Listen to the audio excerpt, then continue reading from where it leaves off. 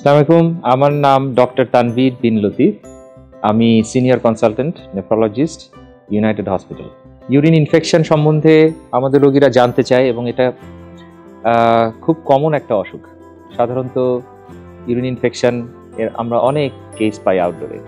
তো ইউরিনারি ইনফেকশনটা আসলে পুরো নাম হচ্ছে ইউরিনারি ট্র্যাক্ট ইনফেকশন। তাহলে ইউরিনারি ট্র্যাক্ট ইনফেকশনকে আবার দুভাগে ভাগ করা যায়। আমরা ভাগ করি যে upper urinary tract infection, lower urinary tract infection.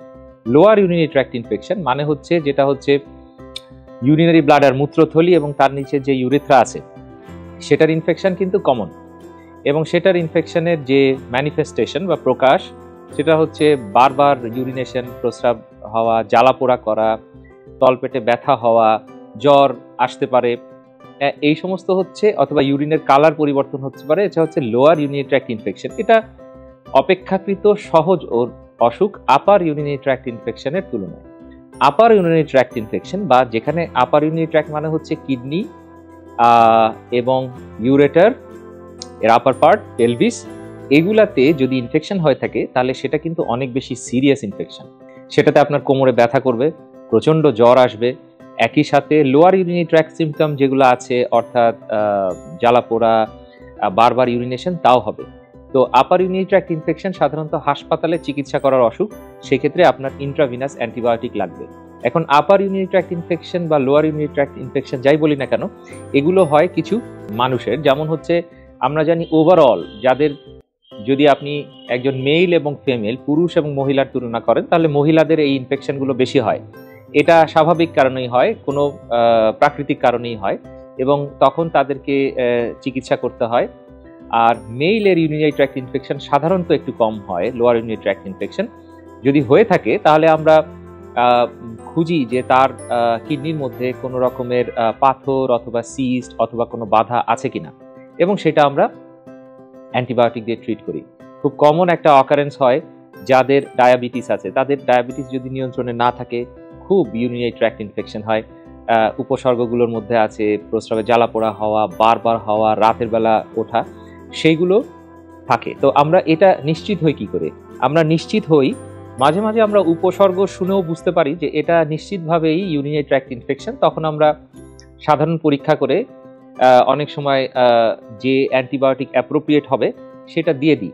তবে সবসময় এটা সঠিক সিদ্ধান্ত নাও হতে পারে। যেমন যে সমস্ত পেশেন্টের কোনো অ্যানাটমিক্যাল ডিফেক্ট আছে অথবা ডায়াবেটিস আছে, তাদের যেটা করণীয় তা হচ্ছে ইউরিন আরএমই এবং কালচার সেন্সিটিভিটি যে টেস্ট আছে সেই টেস্ট করে রিপোর্ট অনুযায়ী অ্যান্টিবায়োটিক সিলেক্ট করা। কারণ হলো এই যে অনেক সময় দেখা যায় যে যে সমস্ত কমন অ্যান্টিবায়োটিক মানুষের উপর ব্যবহার করা হয় তা কাজ করে না। তখন আপনি যদি অনুমানের উপর ভিত্তি করে সেই অ্যান্টিবায়োটিকগুলো খান তাহলে দেখা যাবে যে চিকিৎসা সঠিক হবে না এবং ইনফেকশনটা যাবে না। সুতরাং আমি বলবো যে সবসময় চিকিৎসকের পরামর্শ নিয়ে ইউরিন আরএমই, সিএস এই সমস্ত পরীক্ষা করে সঠিক ব্যাকটেরিয়া, কোন ব্যাকটেরিয়া দিয়ে আপনার এই ইনফেকশন হচ্ছে সেটা নির্ণয় করে চিকিৎসা করবেন, তাহলে ভালো থাকবেন। আর প্রতিরোধের উপায় কি? প্রতিরোধের উপায়, সবচেয়ে বড় উপায় হচ্ছে যে আপনি প্রচুর পানি খাবেন। পানি যদি খান, প্রচুর পানি খাওয়া মানে হচ্ছে সারাদিনে 2 থেকে 3 লিটার, গরমের দিনে বাড়তে পারে। আপনার ইউরিনারি ট্র্যাক্ট সবসময় ইউরিন প্রোডাকশন করবে এবং ব্যাকটেরিয়াগুলো ওখানে ইনফেক্ট করতে পারবে না, সেটা একটা উপায়। এছাড়া যাদের ডায়াবেটিস আছে তাদের ব্লাড সুগার খুব ভালো কন্ট্রোলে রাখবেন। খালি পেটে আমরা বলি যে 6 থাকতে হবে, খাওয়ার 2 ঘন্টা পরে 8 থাকতে হবে, তাহলে ইনফেকশন নিয়ন্ত্রণ করতে পারবেন। ছেলেদের ক্ষেত্রে আরেকটা জিনিস হয়ে থাকে, অনেকের প্রস্টেট বড় থাকে। তো দেখা যাচ্ছে প্রস্টেটের মধ্যে ইনফেকশন যদি হয় তখন দেখা যাবে যে বিশেষ বিশেষ ক্ষেত্রে অনেক লম্বা সময় অ্যান্টিবায়োটিক ব্যবহার করতে হয়, এবং প্রস্টেট ইনফেকশনের জন্য বিশেষ সতর্কতাও নিতে হয়। এছাড়া যদি দেখা যায় কারো ইউরিনে বা কিডনিতে পাথর রয়ে গেছে, তাহলে সেই পাথরের চিকিৎসা করে পাথর যদি না সরান তাহলে দেখা যাবে যে বারবার ইনফেকশন হতেই থাকে। সুতরাং সেই ক্ষেত্রে পাথর রিমুভ করে এবং অ্যান্টিবায়োটিক এর সহায়তায় চিকিৎসা শেষ করবেন। পরবর্তী ভিডিওতে আমরা কথা বলবো আমাদের রোগীদের প্রিয় একটি বিষয়, সেটা হলো ক্রিয়েটিনিন নিয়ে। দেখার অনুরোধ করছি।